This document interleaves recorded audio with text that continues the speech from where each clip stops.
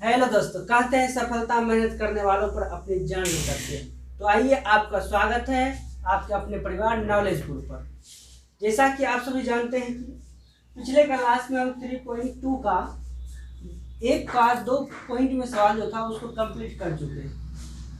आज जो हम देखेंगे दूसरा सवाल देखेंगे। दूसरा सवाल से पहले इसमें थोड़ा बेसिक कॉन्सेप्ट चाहिए आप लोगों को।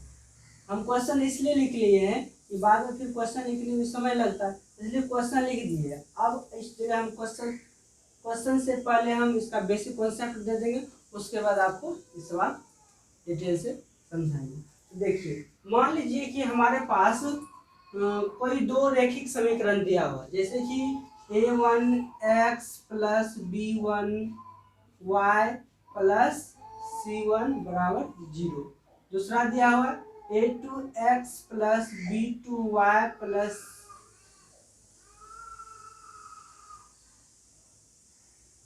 b2y2 देना पड़ेगा, तो y2 का देगा c2 बराबर 2।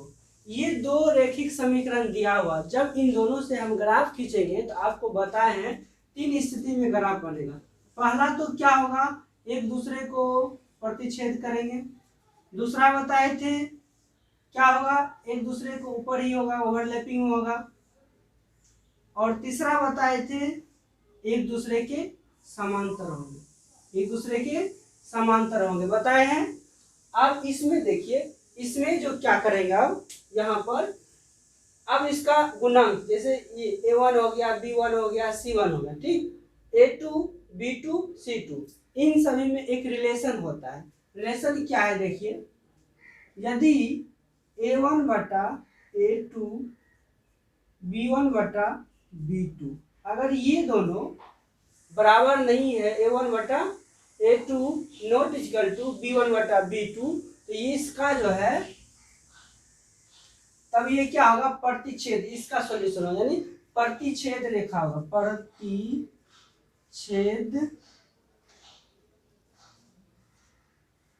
रेखा क्या होगा, प्रतिच्छेद रेखा होगा। उसके बाद इसका जो है केवल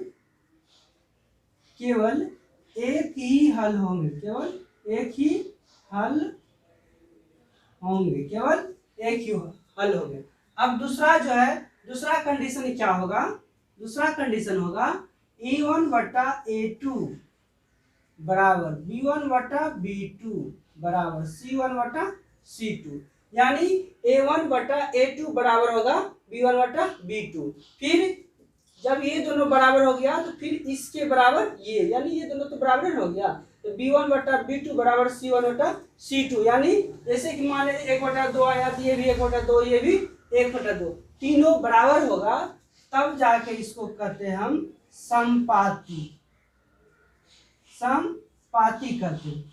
उसके बाद अब देखिए यहाँ पर, जब a1 बटा a2 होगा, उसके बाद b1 बटा b2 होगा, नोट इक्वल टू c1 बटा c2, यानी कहने का मतलब ये हुआ a1 a2 के बराबर, a1 बटा a2 b1 बटा b2 ये दोनों बराबर होंगे, ये दोनों बराबर होंगे। लेकिन अगर b1 बटा b2 बराबर नोट इक्वल टू बराबर नहीं होगा c1 बटा c2, तो ये जो है क्या होगा, एक दूसरे के समांतर होगा, एक दूसरे के समांतर होगा। यानी कहने का मतलब हुआ इसका कोई हल नहीं होगा, कोई हल नहीं होंगे, इसका कोई हल नहीं होंगे। इसका a1 बटा a2, उसके बाद क्या है, और दूसरे का अपरिमित रूप से अनेक हल होगा। इसका जो हम लिखेंगे अपरिमित रूप से, अपरिमित रूप से अनेक हल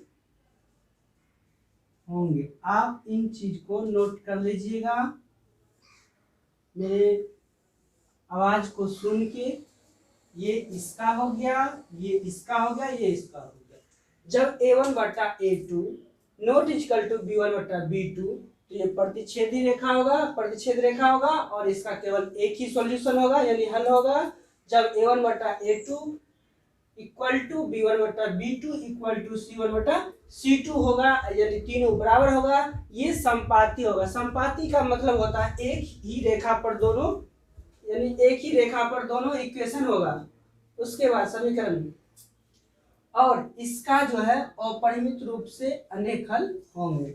उसके बाद है A1 बटा A2 बराबर B1 बटा B2 not equal to C1 बटा C2 होगा। तो ये क्या होगा? समांतर, समांतर होगा। क्या होगा? समांतर होगा, और इसका कोई हल नहीं होगा। समांतर नहीं लिखे जा, समांतर इस जगह छूट गया,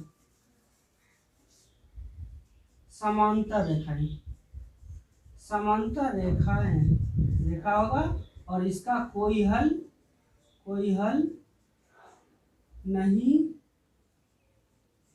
होंगे। ना समझ में आ गया? आप इसको नोट कर लीजिएगा, ध्यान में रखिएगा। अब जो हम क्वेश्चन देखेंगे, चलिए देखते हैं। पहला क्वेश्चन देखिए क्या कह रहा है। क्वेश्चन पहले कह क्या रहा है? अनुपातों A1 बटा A2, B1 बटा B2 और C1 बटा C2 की तुलना कर ज्ञात कीजिए कि निम्न समीकरण युग्म द्वारा निरूपित रेखाएं एक बिंदु पर प्रतिच्छेद करती है या समांतर है अथवा संपाती। ये तीन कंडीशन जो बना ना, यही तीनों कंडीशन उसमें लिखने का रहा है। कौन संपाती है, कौन प्रतिच्छेद रेखा है, कौन समांतर रेखा है। तो चलिए, अगर आप इसको समझ गए होंगे तो इसको तो देखते हुए आप बता देंगे। तो चलिए इसको मिटा के देख लेते हैं।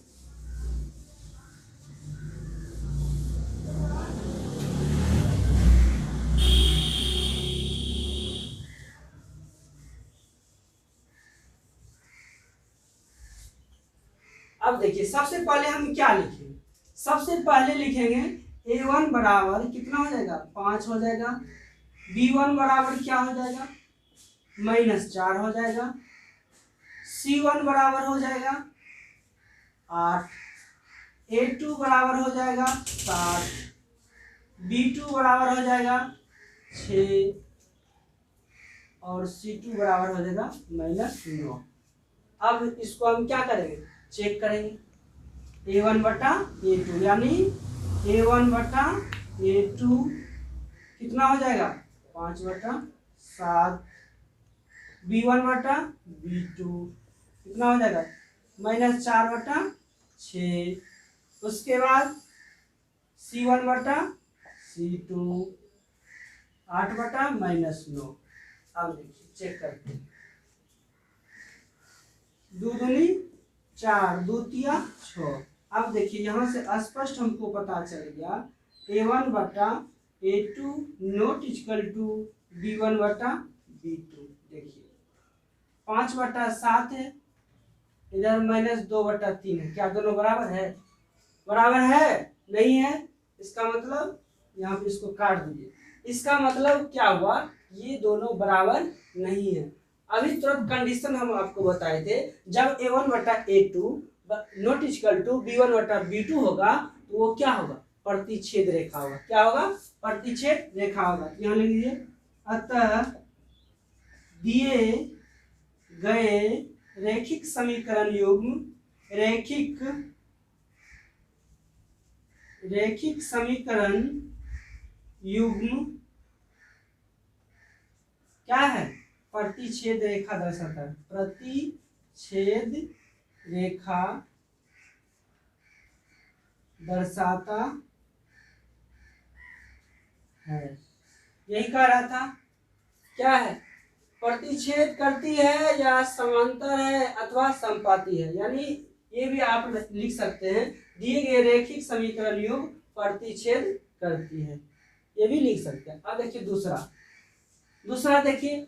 अब यहाँ सबसे पहले लिखेंगे A1 बराबर हो गया 9, B1 बराबर हो गया 3, C1 बराबर हो गया 12, A2 बराबर हो गया 18, B2 बराबर हो गया 6, C2 बराबर हो गया 24। अब हम चेक करेंगे A1 बटा A2, A1 बटा A2। देखिए A1 बटा A2, A1 बटा A2। अब इसमें ये नहीं समझिएगा तीनों हमको चेक करना, तीनों यहाँ चेक नहीं करना, यहाँ बस पहला कंडीशन क्या था, a1/a2 not equal to b1/b2, इतना ही हमको मिल गया तो यहीं पर हमारा क्या हो गया, प्रतिच्छेद हो गया, आगे हमको जाने का कोई जरूरी नहीं। अब देखिए a1/a2, a1 कितना है 9, 9/18, अब इसको काट दीजिए कितना होगा 9 1 जावा 9 है, 9 2 जा 8 यानी 1/2 आ गया ये। उसके बाद b1/b2 देखिए b1 कितना है 3, 3/6, 3 1 जा 3, 3 2 जा 6, इसका भी कितना आ गया 1/2 आ गया।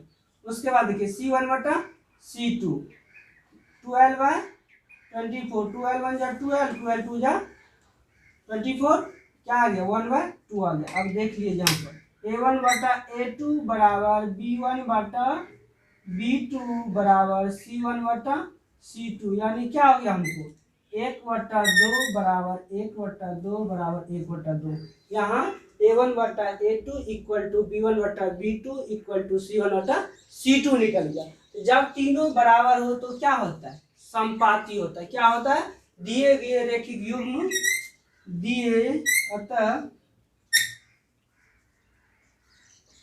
दिए गए